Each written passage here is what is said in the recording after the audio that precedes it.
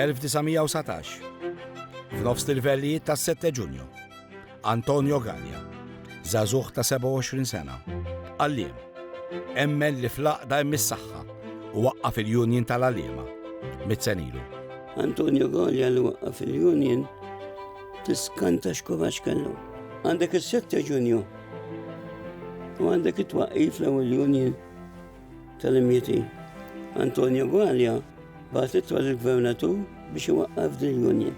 Hemmhekk wera koraġġ kbir. Però bażam il-Gvernatur. Xejn, kellu dak il-koraġġ li werew il-Maltin fis-7 Ġunju. Il-problemi kienu bażiċi. L-ewwel is-salarju li kien baxx ħafna, it-tieni l-istatus li ma kellhomx, għaliex għax kulħadd kien ħares lehom u dan għalliem. Kien hemm żmien bdew jgħidulhom ħabba għalliem, ħabba assistent, ħabba hija biċċa flus antika ħafna. Illi tanti hija żgħira, iżgħar mill-1 euro cent tal-lum ġifieri, bil-mod il-mod u Joseph Giordano, Rocantino Kakija, daw inaqdu flimkien. Daw jagħmlu meetings l-għalliema. Kienu jiltaqgħu fil-iskola tal-Furjana, kienet l-iskola fejn Giordano kien head u f'Novembru, 22 ta' Novembru hija d-data uffiċjali 1919, waqfu l-Union tal-għalliema. F'da kollu Antonio Gallia l-ħin kollu qiegħed hemm. U daħlu 600 ruħ l-ewwel darba fil-Union. Nista' ngħid żgur fuq Antonio Gallia kien li dan għalkemm waqqaf il-Union u stess qatt ma kellu pożizzjoni għolja tfisser l-aqwa 3 pożizzjonijiet, u stess qatt ma mpona lil nnifsu għavolja waqqaf il-Union, baqa' dejjem wara l-kwinti u turik ukoll allura l-altruiżmu ta' Antonio Gallia. Ngħidlek kif nafu. Meta kont ninsel l-MUT il-band, kont nidħol f'ħannut tal-kodba. Kien hemm wieħed kien jgħidli sa fejn se ngħidlu l-MUT teacher intuti. Aktar taf sibt naf li kien Antonio Gallia. U kien hom li biżżejjed illi ma jgħidlekx li jien waqqaft il-Union. Il-Malta Union of Teachers għalkemm uffiċjalment ġiet waqfa fil-1919, baqgħet ma ġietx rikonoxxuta mill-gvern la dak kolonjani u laqqas dak tagħna, ġifieri wara self-government tal-21, sa 1930s. Uffiċjalment kienu jafu teżisti, kienu jitkellmu magħhom, però qatt ma tawhom biex ngħidu hekk an official recognition. Dik qatt m'għamluha għax kienu jibżgħu minnhom. L-ewwel nett kienu jiddejqu l-Union b'xi mod tippretendi il-kundizzjonijiet. Dak iż-żmien l-idea kienet il-gvern jimponi, l-amministratur jikmanda u l-għalliem jobdi. U l-Union dik mhux taċċetta. Illum, mit-sena wara, dawk is-600 membru saru 10,000.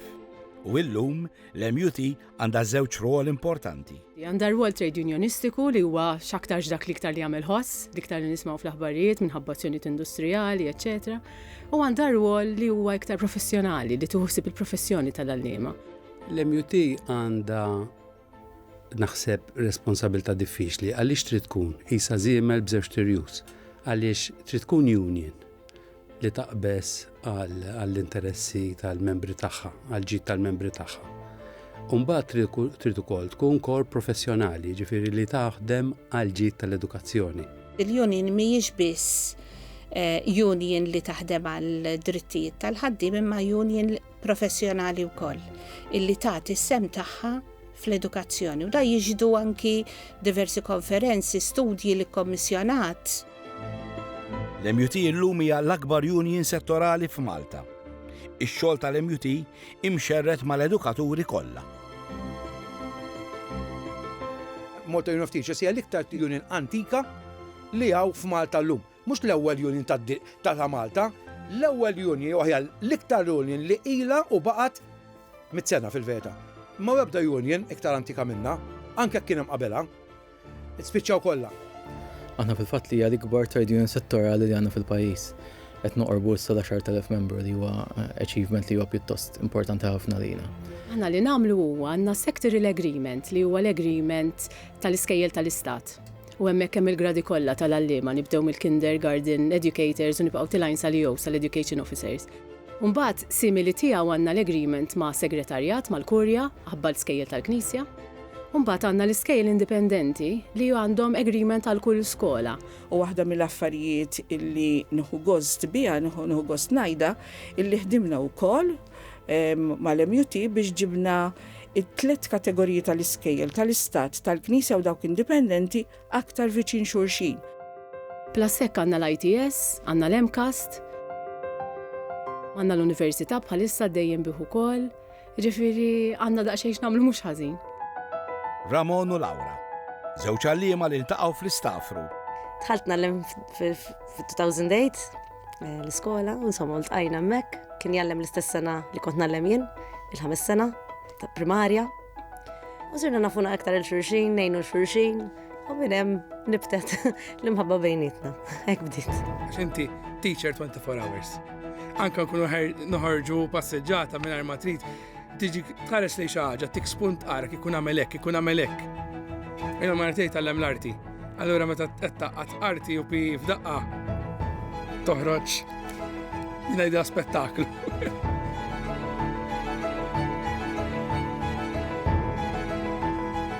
Ma tistax tmur filgħodu taffaċċa klassi ta' 25 żagħżugħ u ma tkunx ippreparat. Jaqbduk fuq siq waħda u żgur li ma tagħmilx xogħolok kif suppost tagħmlu. Ġifieri kif sar l-assessjar issa, b'assessjar kontinu, b'assessjar li huwa iktar personalizzat għall-istudent, inti trid tara kif se tessessja lill-istudent, kif se tagħti kumment, kif se tagħti marka.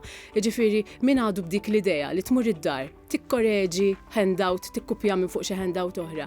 U daqshekk ix-xogħol tiegħek spiċċa għandu idea żbaljata ħafna. Li inti l-ħajja, it-tifel, mhux ġi l-iskola m'hemmx tagħmel tfajtu ġo kaxxa. Dik il-kaxxa neliminawla li hija klassi neliminawla l-ħitan u t-tfal jassoċjaw dak li qed jagħmlu l-iskola mal-ħajja ta' kuljum. Kull sena hija differenti. Kull klassi hija differenti u kull student jiġi mid-dar b'esperjenzi differenti. Tista' tgħid it-tfal kollha li nagħlem jien għallem 450. Kollha qishom it-tfal tiegħi. Min jgħidlek coach, min jgħidlek superior, min jgħidlek pa. Mingħajr ma trid. It-tfal tiegħek jiġu qishom, qared mhumiex tiegħek imma jaħanek inħossuhom. Imma kultant ikollok xi tifel partikolari li jiġi jaqsam qalbu miegħek, pereżempju. Ġieli fuq affarijiet sempliċi, jew x'għamel fil-weekend, jew pereżempju xi ħaġa li rċieva jew xi ħaġa li qallu xi ħadd, u l-fatt li inti qegħdem biex tisimgħu diġà hija biżżejjed. Ikun hemm tfal fej kważi jaqbdek jiġi dmuħ f'għajnejk. Jispjegalek ser jgħidlek jiena qed joqorbu l-vakanzi tas-sajf, jgħidlek aħjar ħanibqgħu l-iskola. Tajlu għaliex? Jgħidlek għax jiena s-saddar qajjat, tisbit, forsi, ġlied. U niftakar darba kelli essej ta' tifla li b'mod fittizju qed tgħid illi qed tikkunsidra suwiċidju. U meta mbagħad investigajna fuqha kien veru. Jiġifieri kultant xiktbu tfal ma tridx tieħdu bħala sempliċement ħmerija jew bħala storja fittizja, mista jkun li fil-kitba tagħhom kif jiġri fina l-kbar wara kollox, ikunu qegħdin jesprimu biżgħat, xewqat, tensjonijiet illi għandhom, kif kien f'dal-każ. Meta tidħol fil-klassijiet u tara x'qegħdin jagħmlu l-għalliema, qegħdin jagħtu ħafna minnhom qed imorru oltre kull limitu biex jgħinu l-tfal, sa jixtrulhom il-lunches tagħhom. Jiena għamilta jiena u rajt ħabi li jagħmluha li tara tfal li jkunu fil-bżonn li tgħinhom. Aħna li dejjaqna ħafna bħala union u anke aħna stess bħala teachers, għax aħna teachers ukoll, hija nuqqas ta' rispett li qegħdin naraw in ġenerali fil-klassi. U sfortunatament ċertu drabi anke minn l-awtoritajiet qed naraw dak in-nuqqas ta' rispett, jiġifieri s-soċjetà in ġenerali mhux dejjem qed tkun turi dak ir-rispett li nixtiequ. Anke tibda tara ċertu kummenti fis-social media meta jkun hemm xi ħaġa rrappurtata fuq it-teachers, fuq l-għalliema, fuq l-edukaturi in ġenerali. L-attakki tant ikunu ħorox u toħroġ ċerta mibeda li mhuwiex ġust li qed jiġri hekk għax l-għalliema ħaqhom ħafna iktar rispett qed jiffurmaw il-ġenerazzjoni ta' għada. Ikollok allegazzjonijiet fuq Facebook li din iddur prattikament Malta bħalma kellna f'ċertu ċirkostanzi f'dal aħħar xhur u l-persuna letteralment tiġi f'sitwazzjoni fejn tiġi msalba għax għandha akkuża tiddur mal-erba' tirjaħat ta' Malta fuq il-Facebook. Il-persuna taf li mhuwiex il-każ, m'għandix il-mod ta' kif tista' tirrispondi, tittirkorri bis-sanna x'aħna nistgħu nirrispondu fis-imma x'inti bħala impjegat ċivil ma tistax marant il-medja u tiltaqa' mal-medja hekk faċilment. Però persuna tkun qed tweġġew sakemm l-affarijiet tiġi klerjata. xorta ħsara tkun saret. Kellna każ minn Għawdex, xi LSC kienet, li ġiet akkużata letteralment għal xejn u għaddiet minn martirju. Sakemm ġie klerjat isimha. Imma biġi klerjat isimha għaddew ma nafx 4 snin. Dik hija ħaġa gravi ħafna. Ġifieri reċentement kellna każ ikraħ ieħor li ngħidlu li ġara fil-post tax-xogħol fejn persuna pereżempju kellha inċident u tilfet it-tarbija tagħha pereżempju. Kif it-twelid ġifieri. Il-ċirkustanza kienu li l-persuna kienet pregnant u dina għal daqqa sfortunatament bħalma ġieli jiġri minn student. U din id-daqqa waslet għal wild prematur li probabbilment ikkawża il-mewt tat-tarbija.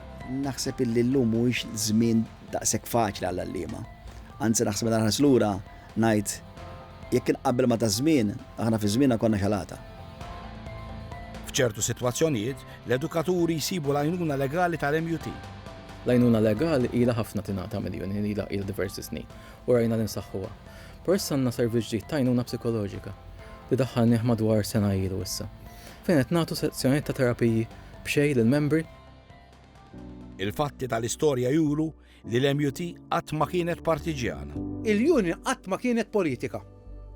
U dina mill-ewwel president kien dejjem jgħidu l-gvernijiet u komunikun kemm hekk kolonjali, kemm hekk gvern Malti. Kien jgħidulhom ċawru tont, isma' we are an apolitical union. M'għandniex politika, aħna dak li hu tajjeb skont il-bżonn tagħna bħala liema ħanajdulu tajjeb, dak li hu ħażin skont kif naraw aħna bħala liema sa ngħidulu ħażin. U m'hemmx ifs and buts għax ma dak jew mal ieħor. U dik kienet importanti ħafna għax fil-verità ħafna drabi il-ebda gvern ma kien jista' jaqbad. U ħanajdu jattakka jew b'xi mod jipponta sebaw lej il-union u d-direġenti tagħha li b'xi mod kienu jxaqilbu lejn naħa jew oħra u jitkellmu kif jaqblilhom. Il-5 snin li għamilt naħdem mal-MUT ma kienux mingħajr kontroversja. Jiena ħdimt ma' żewġ presidenti ma' John Bencini ma' Kevin Bonello, kellhom stilijiet kompletament differenti, però naħseb li l-iktar ħaġa li niftakar hija ir-rispett reċiproku. Naħdmu biex naqblu. Fejn ma naqblux nimmaniġġjaw in-nuqqas taqbil għaliex gwerer u ġlied ma jagħmlux ġid. Il-Ministru Bartolo ħanajda diffiċli tiġġieled miegħu. Diffiċli tiġġieled miegħu. Tagħmel il-punt tiegħek. Imma ma jkunx hemm dak il-konflitt jew teħid ta' pożizzjonijiet li ma tistax tiċċaqlaq minnhom. Mhux l-istess jista' jingħad għal dak li ġara fl-1984.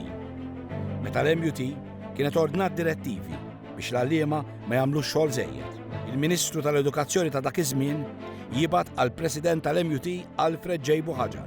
Qallu isma' iffirmali dil-karta u l-karta kienet tgħid jiena bħala membru tal-MUT ma nobdix lill-President tal-MUT fid-direttivi li tani. Issa dil-ittra kellha żewġ problemi. L-ewwel nett li l-President tal-MUT qed tgħidlu tobdix lilek innifsek. Qar minn hekk kienet ittra printjata u laqqas iffirmata mill-Ministru. Kellu biss ismu fuqha. Laqqas firma. Mela din ittra minna nifisha kienet ittra suppost uffiċjali, imma bla firma uffiċjali tal-Ministru stess li qed jitolbok taċċetta il-proposta tal-Gvern. Anzi, r-rikjesta tal-Gvern. U jekk ma taċċettaħħiex kien hemm biċċoħra, you will be locked out. Bidritt għax jiena l-employer tiegħek u l-liġi tal-xogħol dak iż-żmien kienet ittieħ illi dajaq ma titfgħu l-barra. Fejn kont delegat tal-Union, kont tas-Samra, ġiet il-ħed Alla jaħfilha, għalti jisma' għalti għabax imxevejt. U ħarġet mill-uffiċċju domna hekk il-kantuniera għalti hawnhekk għandek karti biex it-teachers jiffirmaw li ma jibdux jiffirmaw biex ma jibdux il-Union. Għalti din minn issa nqassu Marjan. Għalti ħallihom sena bit-tnejn.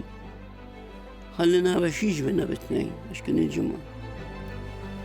U t-teachers tas-Samra qatt ma ħaduhom dal-karti għax it-tnejn fil-ħodu l-MUT kienet id-deċidiet li tagħmel jumejn strike, kienet saret laqgħa l-Furjana, sar jumejn strike u mbagħad il-Gvern għamel il-lockout.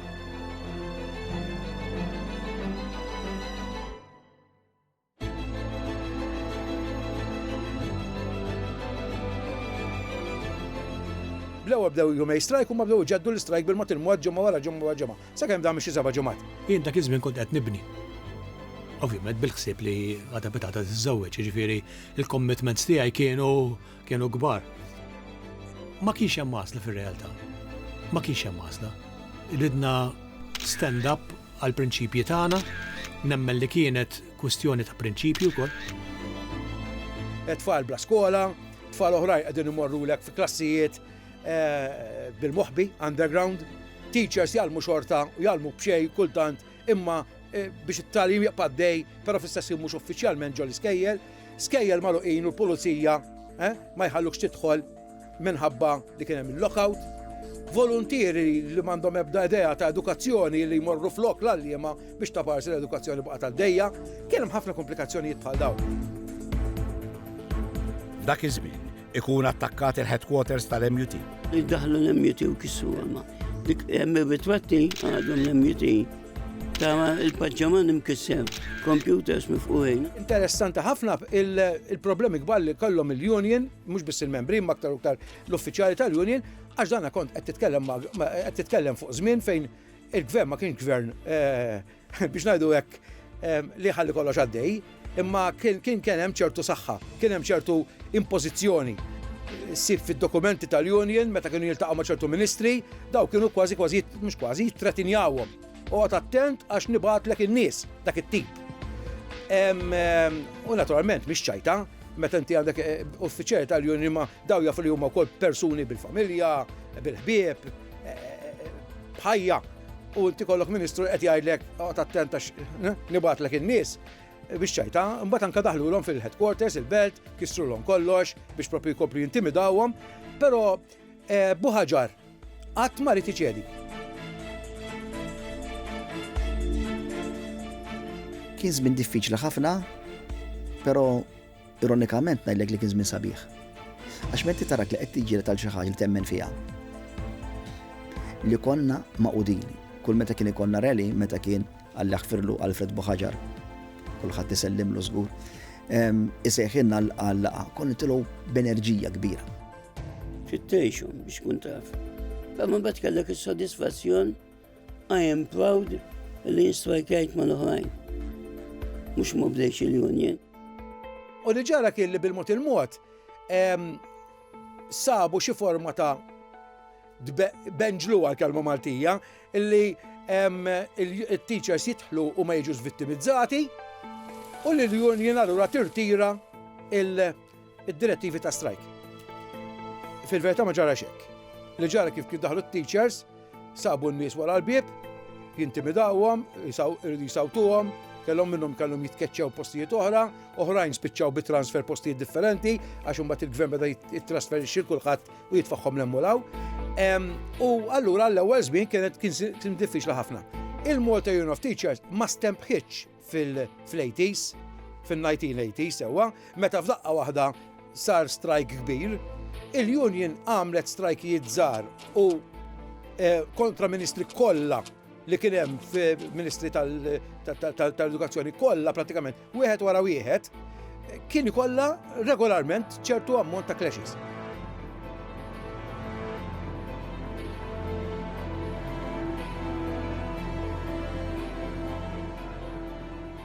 L-MUT ħadmet bla waqfin biex l-għalliema jkollhom l-istatus ta' għalliema professjonali.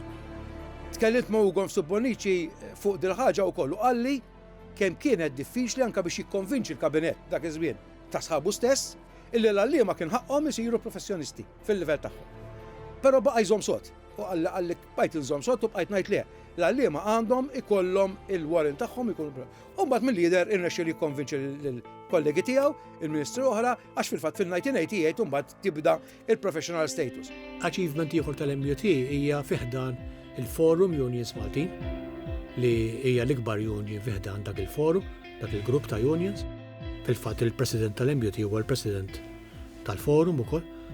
Hija esperjenza differenti l-fatt li anki jiena l-ewwel segretarja ġenerali fl-MUT mara terġa' barra minn hekk l-ewwel uffiċjal li ġejja mill-iskel tal-Knisja. Imma mhux kulħadd jirrikonoxxi l-istatus professjonali tal-għalliema. Għax għandek attakki kontinwi, xorta, fuq l-għalliem, li xorta għadu jitqies bħala dak li għandu ħafna vaganzi, bħala dak li jiena l-ġenitur, dak l-għalliem, mela jiena għandi ngħid jgħallem hu, jew x'tallem hi, jew l-amministratur, isma' jien l-amministratur, jien il-ministru, jien il-gvern, inti tagħmel li ngħidlek jien. Il-Union illum bil-status tagħha u bil-konnessjoni tagħha internazzjonali di ma taċċettajiex. Il-Union bħalissa għaddejja minn żmien fejn qed isir ħafna xogħol u ħafna tibdil.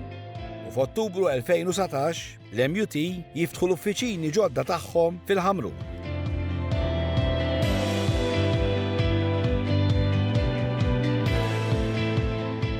Naħseb li il-timbru tiegħi huwa qabel ma sirt President imur lura numru ta' snin kien propjament meta Kevin Bonello l-President preċedenti xtaq li jibda l-binja tal-Union u li nimxu mill-belt għal ximkien ieħor u finalment bdejna x-xogħol biex naraw fejn nistgħu nsibu.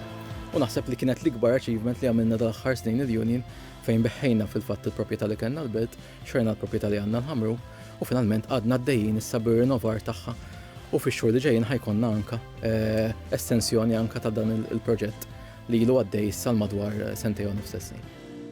U min ma jiftakarx is-Satar? Ma kien hawn l-ebda rivista jidher li jiena li kienet tinbih daqs is-Satar. L-istudent ftakar kun jistenneħ bil-ħerqa.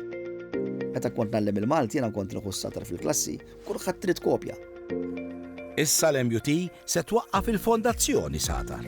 Il-pjan tagħna huwa li waqfu fondazzjoni tal-MUT, ġifieri l-pjanijiet huma fl-aħħar fażijiet tagħhom. Ħankun qegħdin nisseparaw b'mod ħanajtek, ġifieri b'mod viżibbli l-operat professjonali tal-MUT, ġifieri il-korsijiet li torganizza l-MUT, il-publications, inkluż is-Satar, għax Satar huwa wieħed mill-uliet tal-MUT eventwalment. U l-aspett redonistiku u x-xewqa tiegħi u anke ta' sħabi huwa li nħarsu lejn l-aspett professjonali mill-lenti tal-fondazzjoni u l-fondazzjoni tkun qed tieħossib dak l-aspett. Ix-xogħol redonistiku jibqa' f'idej ovvjament l-uffiċjali, l-kunsill u l-membri tal-MUT.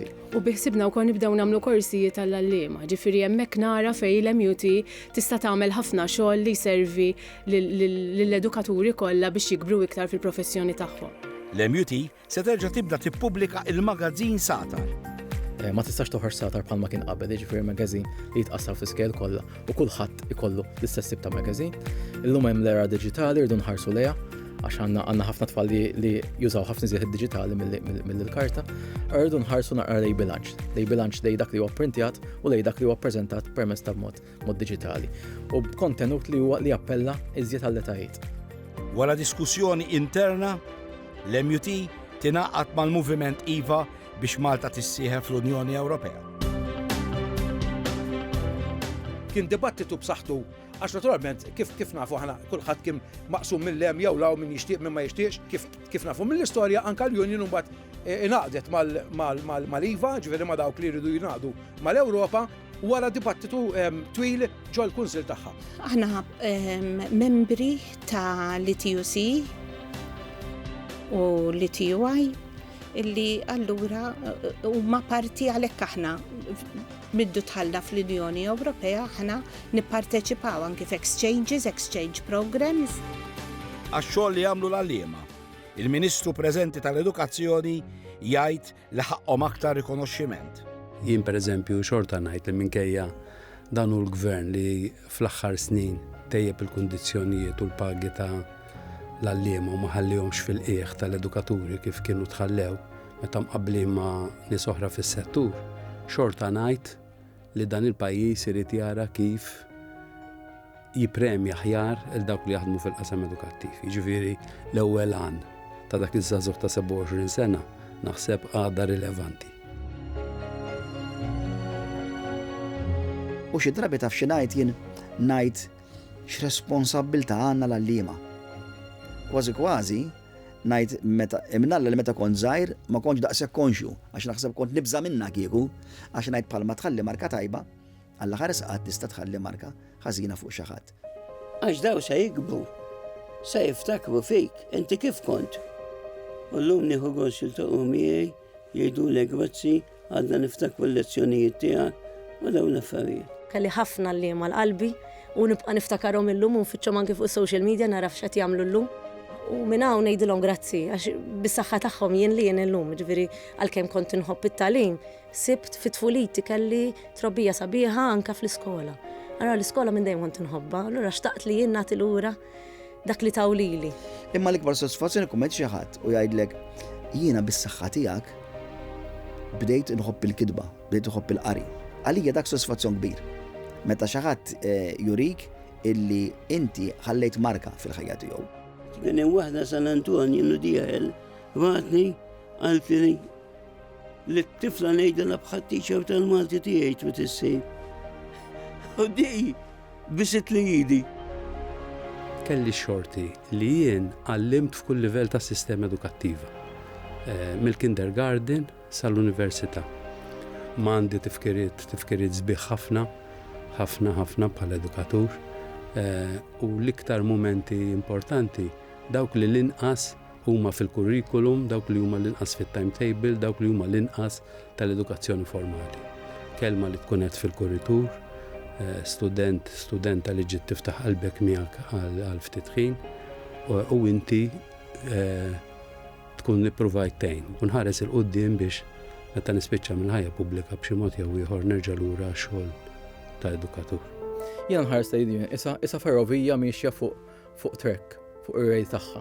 Ġifieri min qed imexxiha qed itija l-fuel qed jara li ovvjament għadha għaddejja fir-rejl, kultant hemm min qed jirkeb fuqha, kultant hemm min qed jinżel minnha, però l-oġġettiv huwa l-istess wieħed. U l-oġġettiv huwa dak li deskrivejt fil-bidu, ġifieri kemm jista' jkun inħarsu lejn il-professjoni u kif nistgħu navvanzaw din il-professjoni l qudiem. Għalija l-MUT hija bħal missier jew hom nista' niddeskrivihom hekk li dejjem lesta biex tgħinek u biex fejn hu possibbli tisimak, mhux dejjem ħaj tkun possibbli tixtrilek dak li tixtieq.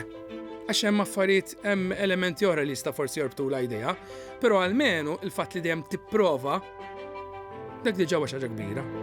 Jiena li għal-MUT hija wens għaliex għax jekk jiena għala li bżonn xi ħaġa, jekk jien nixtieq nikkjarifika xi ħaġa, mhux bil-fors jekk verament ġara xi ħaġa tista' tkun anke biex sempliċement tistaqsi mistoqsija biex tara l-affarijiet u x'qegħdin sew. Hija serħan tal-moħħ ukoll. L-MUT bħala post hija id-dar tal-għalliema. Bħala istituzzjoni hija l-qalb tal-għalliem. Jiena naħseb illi mingħajr l-MUT l-għalliem ikun qisu qasbad ix-xejjer marrieħ. Importanti li jkun hemm laqda għax ħna ngħidu fl-aqdem mis-saħħa wara kollox fl-aqdem ukoll ir-ruħ.